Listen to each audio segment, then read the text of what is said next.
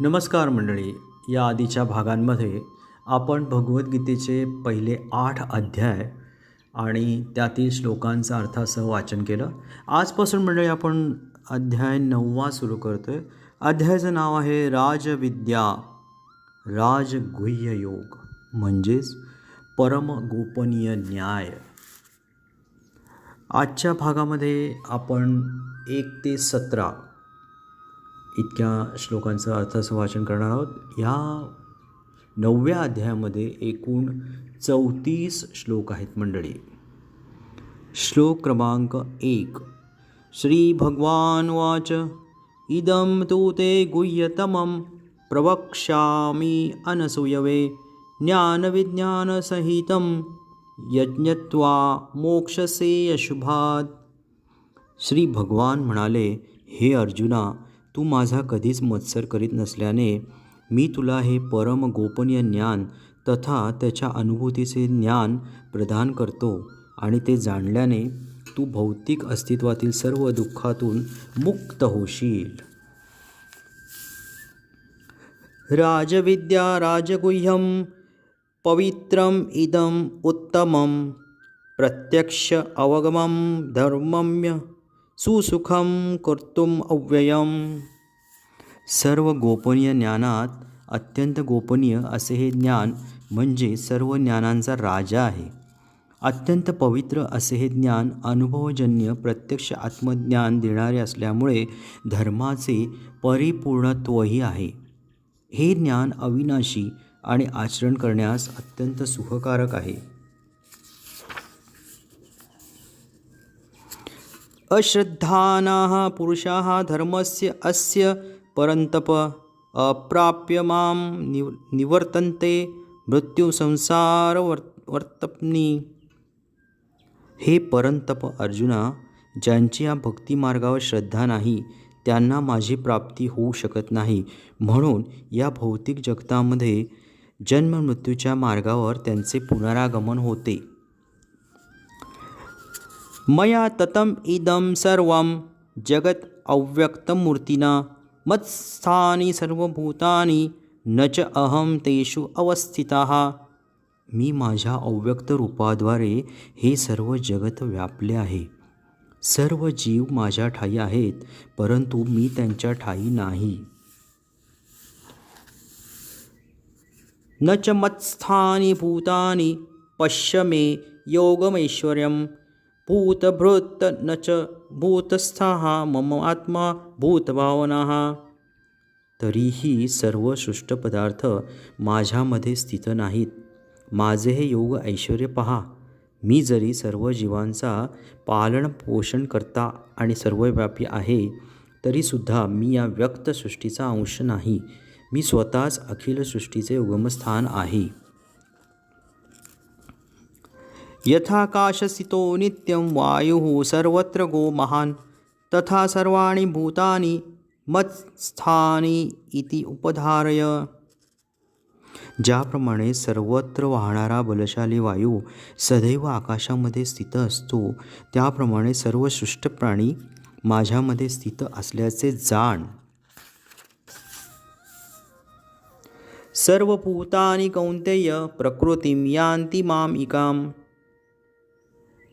कल्पक्षये पुनः स्थानि कल्प आदौ विसृजामि अहम.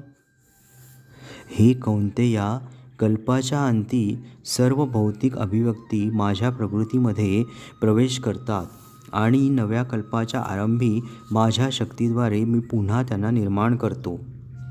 प्रकृतीं स्वाम अवष्टभ्य विसृजामि पुनः पुनः भूतग्रामं कृत्स्नम् अवशं प्रकृतेः वशात.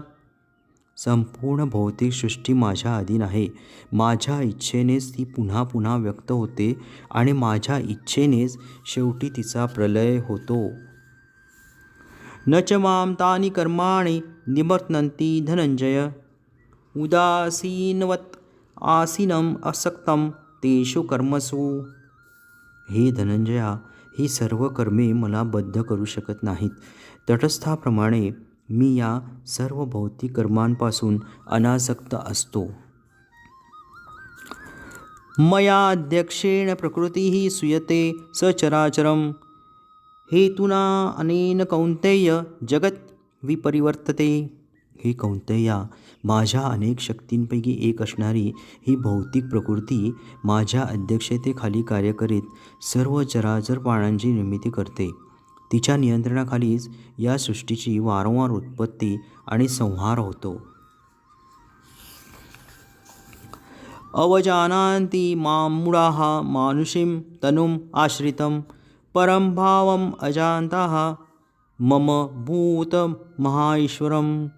मी मानव सदृश रूपामध्ये अवतीर्ण होतो तेव्हा मूर्ख लोक माझा उपहास करतात. अस्तित्वातील सर्व वस्तूंचा परम अधीश्वर म्हणून माझे दिव्य स्वरूप ते जाणत नाहीत.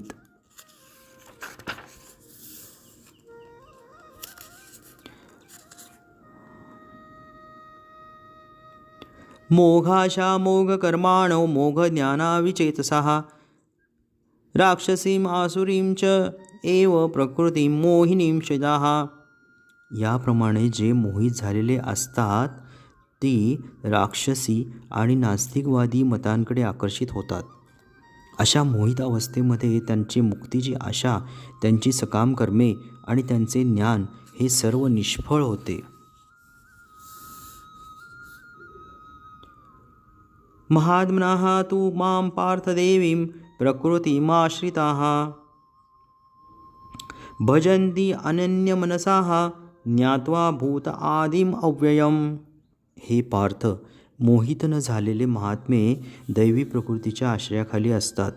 ते पूर्णपणे भक्तिमय सेवेमध्ये युक्त झालेले असतात, कारण ते मला सृष्टीचे आदिकारण आणि अविनाशी पुरुषोत्तम श्री भगवान म्हणून जाणतात. सततं कीर्तयन्तो मां यतन्तः च दृढव्रताः नमस्यन्ताः च मां भक्त्या नित्ययुक्ताः उपासते.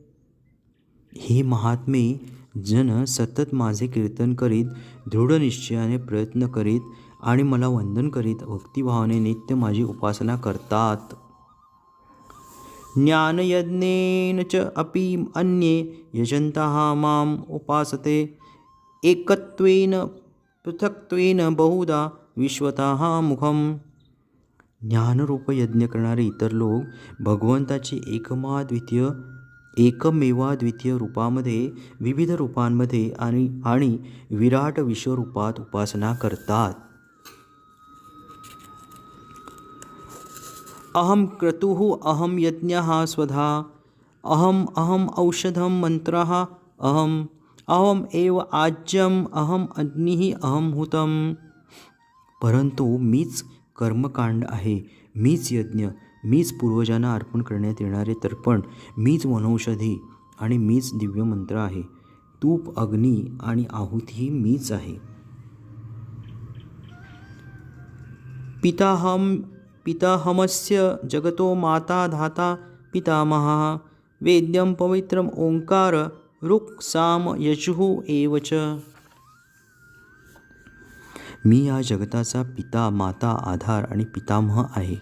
मी ज्ञेय, शुद्धीकर्ता आणि ओंकार आहे. तसेच ऋग्वेद, सामवेद आणि यजुर्वेदही मीच आहे.